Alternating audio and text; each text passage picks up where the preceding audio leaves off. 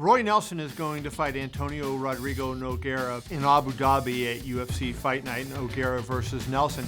And this is a really important fight in the heavyweight division because you have two guys that have a lot of talent, have a lot of big wins under their belt, who are kind of coming to a crossroads right now. It's two guys that have been around so long, you kind of wonder how they haven't crossed paths yet. It's a fight that a lot of people have waited to see. A Roy Nelson fight is never going to be the most technical, skilled fight you've ever seen in your life, but it's usually going to be pretty exciting. He's going to come forward, throw that right hand over and over again, and I think it's going to be interesting in a 5-round fight to see how Nogueira deals with that. I don't see the Nelson-Nogueira fight going the entire way. Each of them are so good offensively that I think you're going to see a finish here. Somebody's going to make a mistake, somebody's going to get caught, and there's going to be a finish. If you look at what they do best, it's finishing fights. It's really, really hard to get out of those first five. With Roy Nelson, he's just throwing haymakers, those right hands that if he connects cleanly, you're going down. And then Nogueira, I mean, people forget he has the same kind of power. It wasn't that long ago that he knocked out Brendan Schaub, and of course, if Nogueira brings you to the ground, you're immediately in danger. It's always been hard for me to pick against Antonio Rodrigo Nogueira over the years. Every time you count him out, he seemingly comes back and pulls off a big victory.